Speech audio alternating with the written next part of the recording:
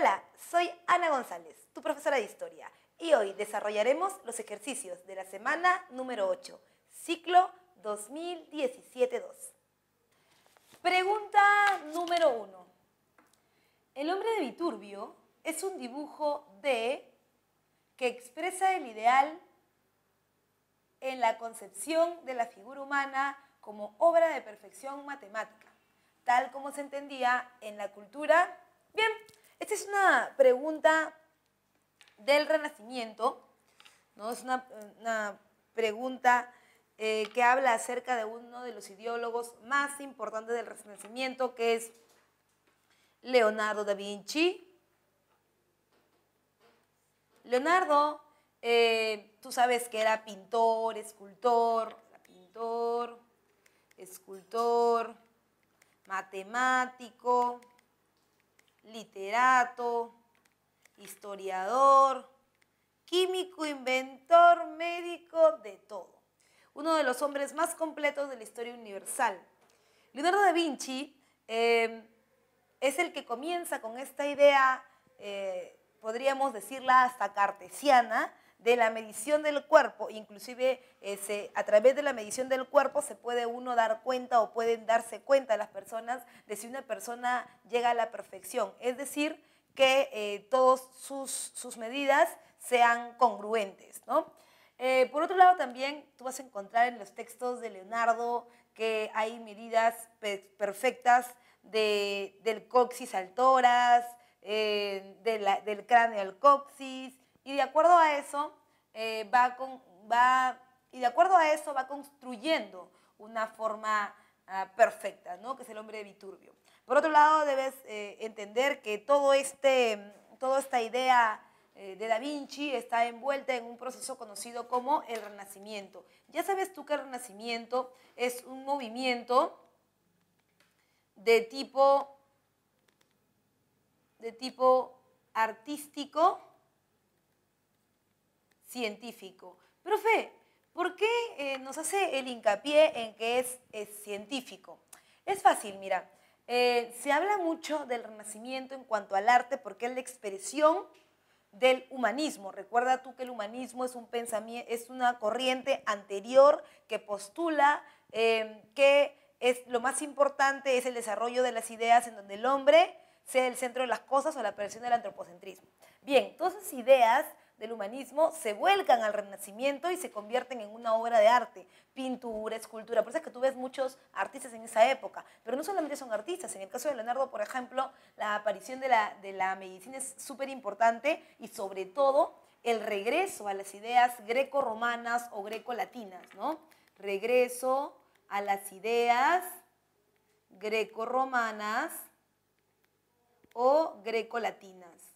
El mundo clásico, estamos hablando de Grecia y Roma, ¿no? Por ejemplo, Leonardo es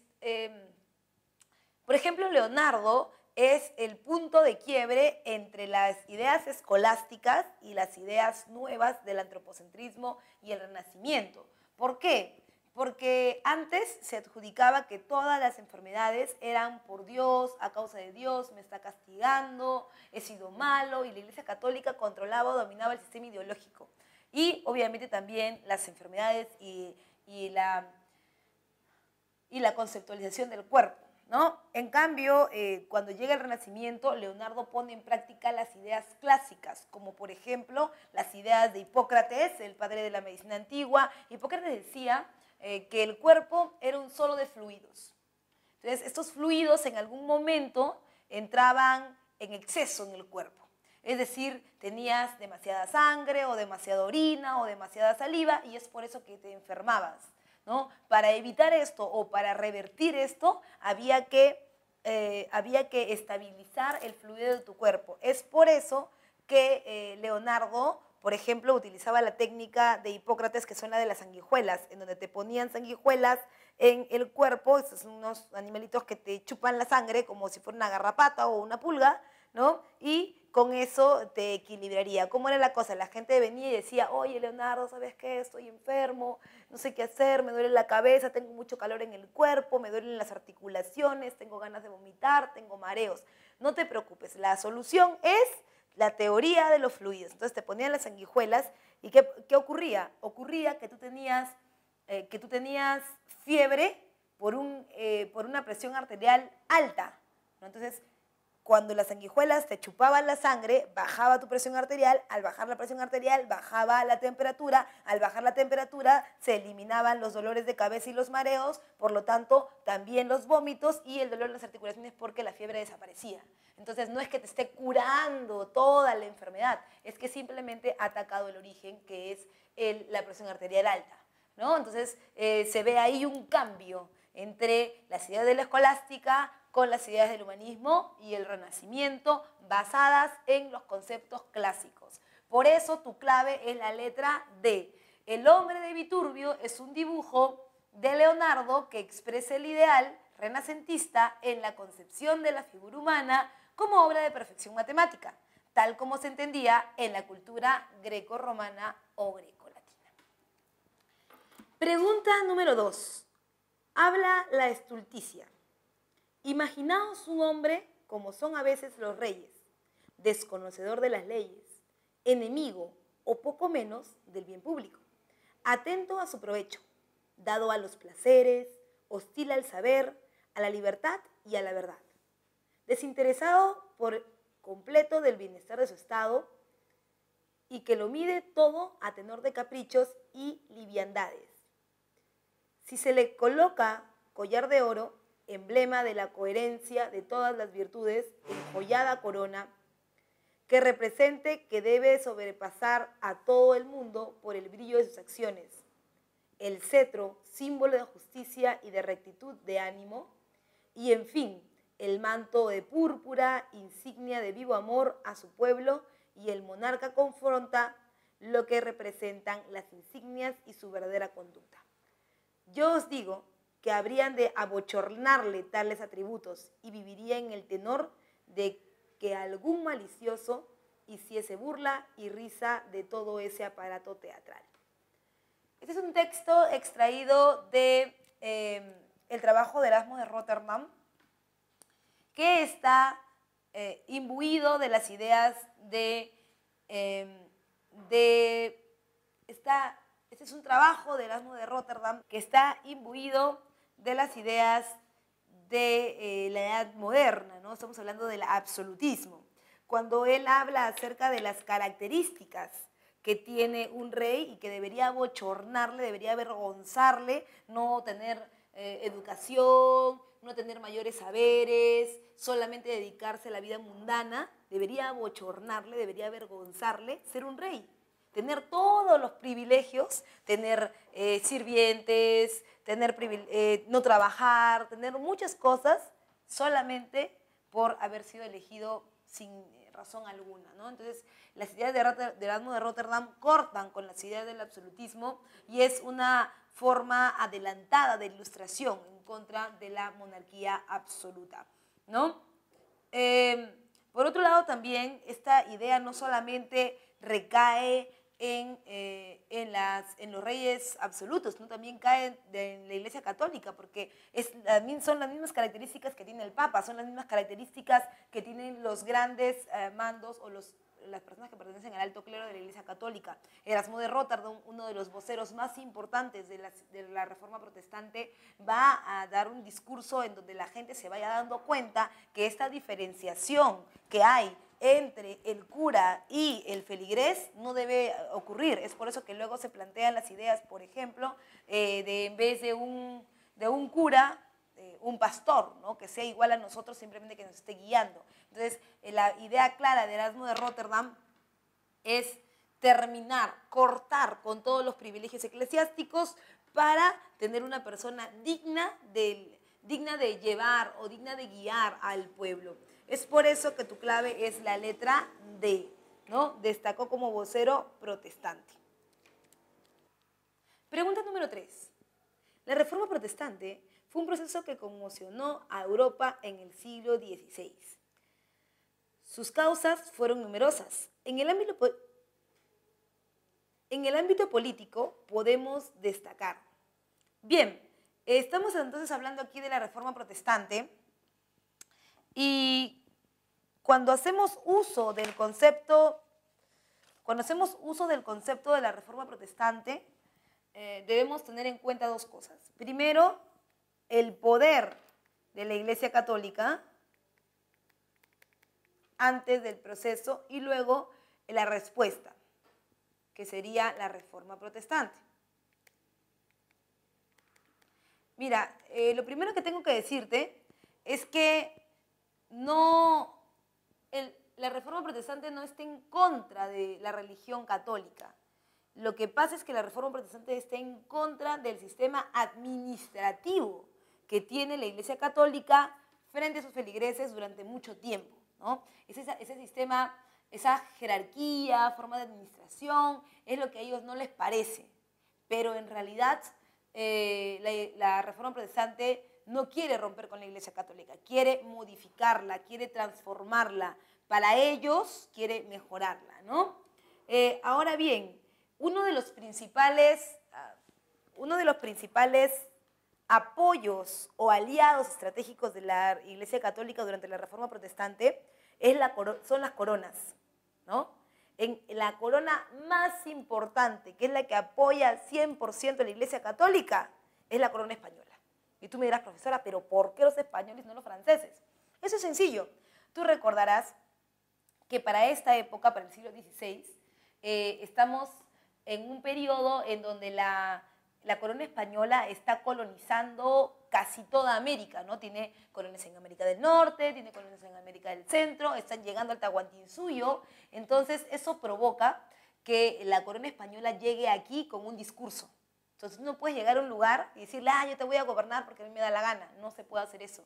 ¿Qué dice la corona española? Ellos vienen con su cura, por ejemplo, el cura Valverde, vienen a evangelizar, vienen a convertirte en cristiano, vienen a hacerte un favor en realidad, porque se supone que tú eres una de las 12 tribus de Israel que ha perdido el camino.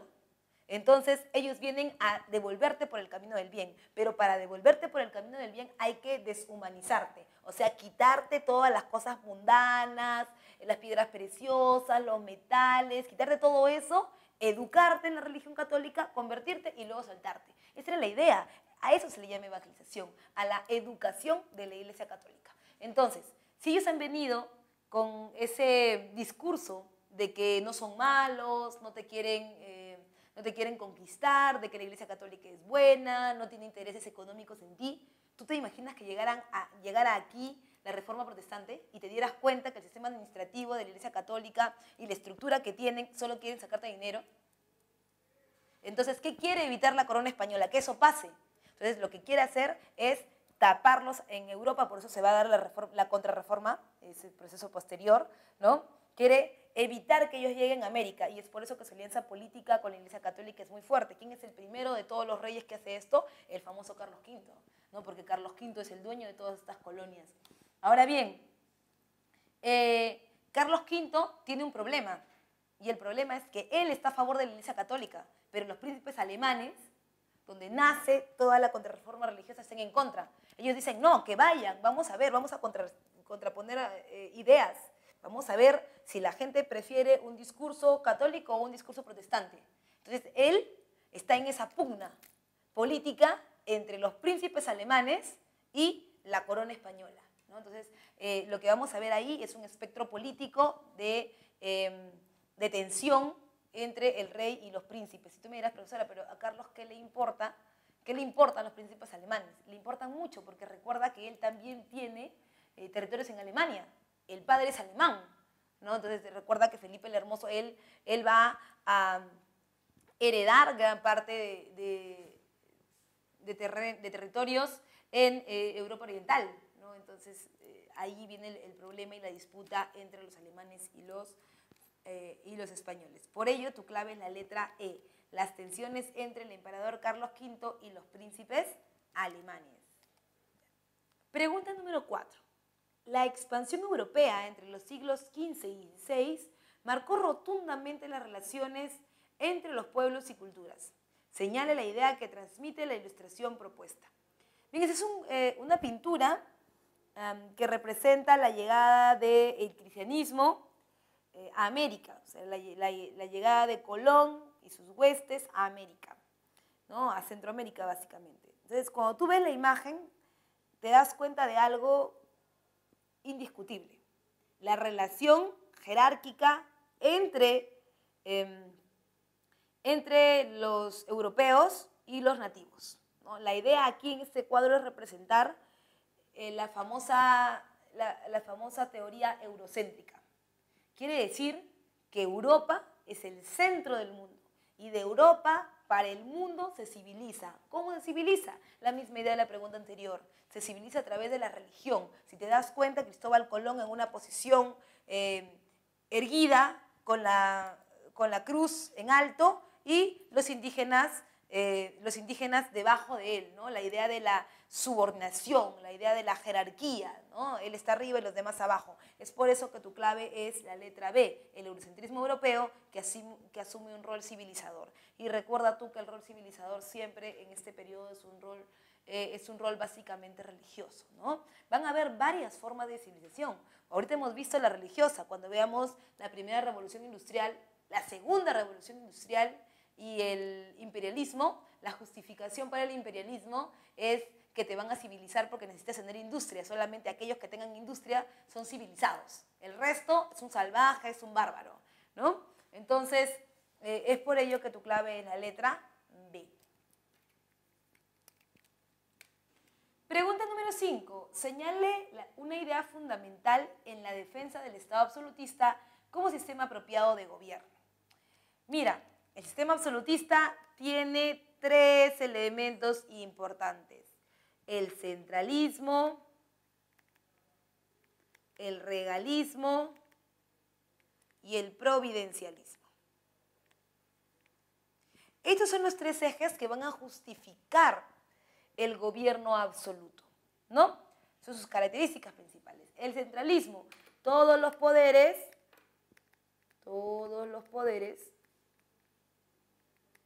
en una sola persona. El poder, lo que tú llamarías ahora poder ejecutivo, poder legislativo y poder judicial, todo en la figura del rey, ¿no? Ese es el centralismo. El regalismo, la idea de que todos los poderes están bajo el poder del rey. Por ejemplo, la Iglesia Católica está bajo el poder del rey. Es decir, quedaría así, ¿no?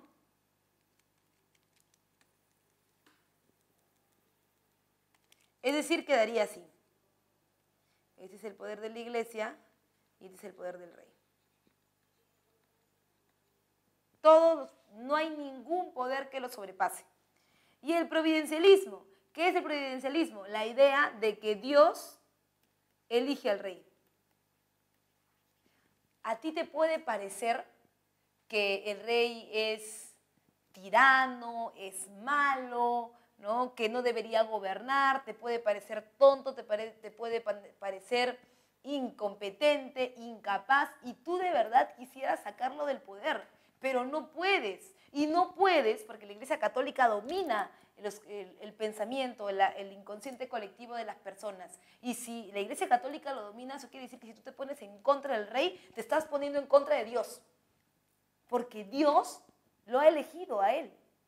O sea, Dios lo ungió, le dijo, ¿sabes qué? Tú vas a ser el rey. Y si yo cuestiono que él sea el rey, entonces estoy cuestionando los designios de Dios. Por lo tanto, tengo castigo. Me voy al infierno. Y la Iglesia Católica me lo repite, y me lo repite, y me lo repite, y me lo repite.